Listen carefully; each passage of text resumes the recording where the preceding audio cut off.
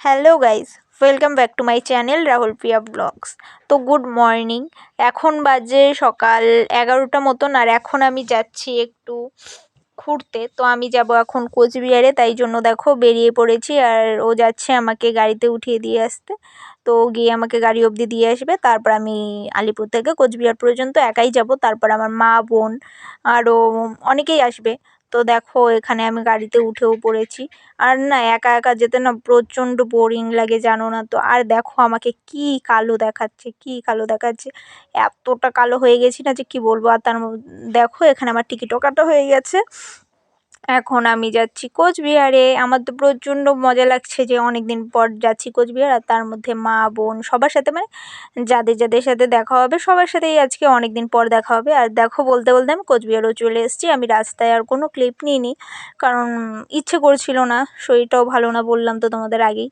তারপর দেখো এখন আমি কোচবিহারে এসে নেমেও পড়েছি। নেমে এখন দেখো টোটোতে করে যাব আমি যেই জায়গায় যাব, কারণ আমি চিনি না তো, তো সেই জন্য টোটোতে করেই যাব প্রথমে। তারপর ওখানে গিয়ে দেখা হবে সবার সাথে। মাকে ফোন করেছিলাম, মা আর বোন এখনও এসে পৌঁছায়নি, এই জন্য আমি একাই চলে যাচ্ছি। যেখানে যাব সেই অবধি প্রথমে একাই যাই, পরে ওখানে গিয়ে মাসি ওরা আছে, ওদের ফোন করলে পরে ওরা এসে নিয়ে যাবে।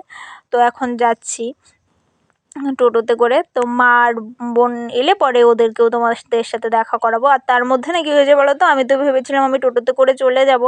তো রাস্তায় মানে অল্প 2-3 মিনিট যাওয়ার পর না কি হলো, যে হচ্ছে আমার দিদির সাথে দেখা হয়েছিল। তো তাই জন্য দিদি বলল যে দাঁড়া, এখানে জিজু ওরাও ছিল, তো ওদের সাথেই যাব। তাই জন্য এখানে এসে কোচবিহার রাজবাড়ির সামনে এসে জিজুর সাথে দেখা হয়েছে, ওখানে এসে বসেছিলাম।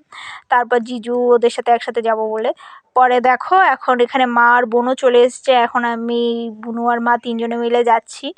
আসলে আমরা যাচ্ছিলাম হচ্ছে নার্সিংহোমে, কারণ এই আমার মামা ভর্তি ছিল, মামার আজকে অপারেশন হওয়ার কথা। সেই জন্যই আমরা তিনজনে যাচ্ছি এখন মামাকে দেখতে। আসলে মামার না গোল্ড ব্লাডার স্টোন হয়েছে, তো সেটা তোমাদের সাথে বোধহয় শেয়ার করা যাবে না, কারণ নার্সিংহোমের মধ্যে না একটা অকওয়ার্ড ফিল হয় ভিডিও করতে। আর এই দেখো কোচবিহার রাজবাড়ি, তো তোমাদের সেটাও দেখিয়ে দিলাম। আর দেখো রাস্তায় কি ভিড় গাইজ, প্রচণ্ড ভিড়। আর এই সকাল টাইমটার মধ্যে না আরও বেশি ভিড় থাকে। তো মা আর বোনের সাথে গল্প করতে করতে যাচ্ছিলাম, আর রাস্তার চারদিকের ভিউটাও তোমাদের দেখাচ্ছিলাম। দেখো নদীটা কি ব্যাপক লাগছে না, আমার না প্রচণ্ড ভাল লাগে। এটা নদীও বলা যায় না, আবার পুকুরও বলা যায় না, বেশ অনেকটা জায়গা জুড়ে ছিল। আর দেখো বলতে বলতে আমরা নার্সিংহোমের সামনেও চলে এসেছিলাম। তোমাদের আর ভেতরের ভিডিও দেখালাম না কিছু। এখানে দিদি, মা, বুনু, তারপর মামি সবাই আমরা এসেছিলাম দোকানের সামনে, কারণ প্রচণ্ড গরম পড়ে গেছে তো। আর এত দূর থেকে জার্নি করে এসেছি, আর সকালবেলা খেয়েছিলাম, তারপর না সারাদিন আর কিছু খাওয়া হয়নি, তাই জন্য এখন এখানে একটু খেয়ে নিলাম।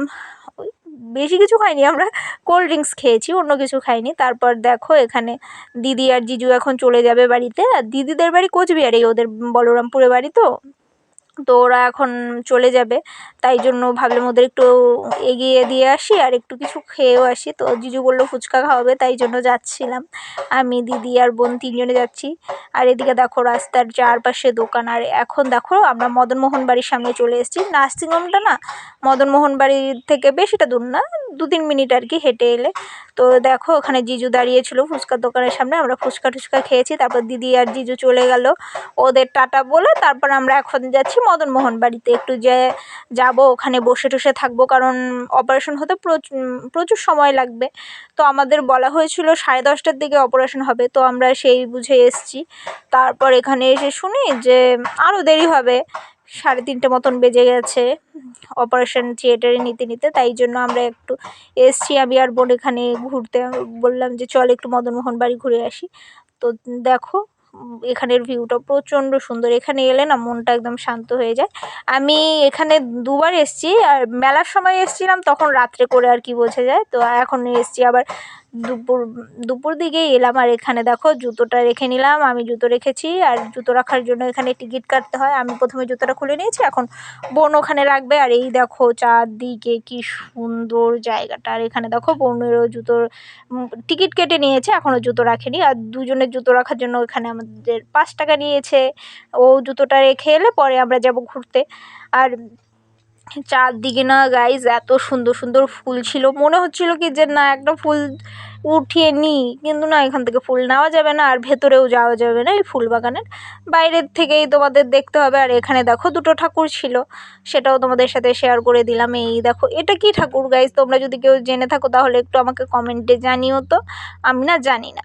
তো দেখো ঘুরতে ঘুরতে আমরা এদিকে চলে এসেছি, চার সাইডের এত সুন্দর ভিউ না কি বলবো, মনে হয় এখানেই থেকে যাই। আর এই দেখো হাঁস মুরগি সবই আছে, আর এই সামনে আরেকটা মন্দির, এখানেও ঠাকুর আছে। তো চলো সবটাই তোমাদের সাথে শেয়ার করব, তোমরা দেখতে থাকো, একটু স্কিপ করো না ভিডিওটা। আর এই দেখো ঠাকুর ভালো করে বোঝা যাবে না, কারণ ক্যামেরাটা বেশি সামনে নেওয়া যায় না, ওদিকে ফোন নেওয়া অ্যালাও, ক্যামেরা ছবি টবি নেওয়া বারণ আছে, তাই জন্য ভেতরে ক্যামেরা নিয়ে যাওয়া যায় না উপরের দিকে, তাই দূরের থেকেই ক্যামেরা করেছি। আর দেখো আমাকে কি, তারপর দেখো ওখান থেকে বেরিয়ে চলে এসেছি, আর এইদিকে দেখো কি সুন্দর বাগান, চারদিকটা না এত পরিষ্কার পরিচ্ছন্ন যে কি বলবো, খুব ভালো লাগে দেখতে এই সমস্ত জায়গাগুলো। আজকে না আর রাজবাড়ি যেতে পারিনি, কারণ আমাদের প্রচণ্ড লেট হয়ে গেছে। আর দেখো গাছে কত আম হয়েছে, তোমরা দেখতে পাচ্ছ কিনা ভালো করে জানি না, কিন্তু অনেক আম হয়েছিল। আর এই দেখো এখানে আরেকটা ঠাকুর, আর ওই দেখো ওখানে লেখাই আছে পোস্টারের মধ্যে যে ক্যামেরা নিয়ে যাওয়া যাবে না। আর এইদিকে দেখো ঠাকুর আছে, ওখানেও সবাই প্রণাম ঠনাম, উপরে ওঠে তুমি প্রণাম ঠনাম সব করতে পারবে, কিন্তু ওখানে তুমি মোবাইল নিয়ে যেতে পারবে না, ওখানে লেখাই থাকে যে মোবাইল অ্যালাউ না। এই যে দেখো ঠাকুর, তোমরা সবাই একটু প্রণাম করে নাও, সাথে আমিও করে নিলাম। এই যে এখানে অনেকে পুজো দিচ্ছে, আর এই যে দেখো প্রণামী বক্স, এখানের মধ্যে টাকা টাকা দেওয়া হয়, তো এখানে বোনও দিয়ে দিচ্ছে টাকা। আর আমি তো ক্যামেরা করছিলাম এই জন্য আমি দিতে পারিনি, আমারটা বোনই দিয়ে দিয়েছে। আর এখানে দেখো এখানে আছে কালী ঠাকুর, আমি না কি বলবো যে হচ্ছে, যদি জানতাম যে এখানে আসবো তাহলে না না খেয়ে ঠেয়ে আসতাম, আমার প্রচণ্ড ইচ্ছে যে আমি এখানে এসে পুজো দিব, কিন্তু না হয়ে ওঠে না গাইজ, কি বলবো এত সমস্যা থাকে না যে আসাই হয় না।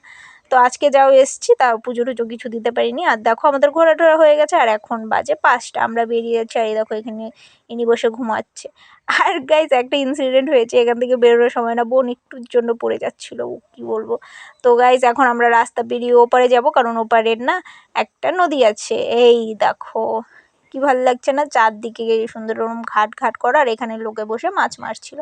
তো আমরা এখন এখানে কিছু ফটো টোটো তুলবো, তুলে তারপর এখান থেকে বেরিয়ে যাব। তো গাইজ দেখো ওখানে আমাদের ফটো টোটো তোলা হয়ে গেছে, তারপর ওখান থেকে বেরিয়ে আমি আর বোন এখানে আইসক্রিম নিয়ে নিলাম, যেহেতু আমার ঠান্ডা লেগেছে আগে থেকেই, তাই আমি আর এক্সট্রা করে নিইনি, বোনেরটার থেকেই আমি খেয়েছি। তো আজকের ভিডিওটা এই পর্যন্তই।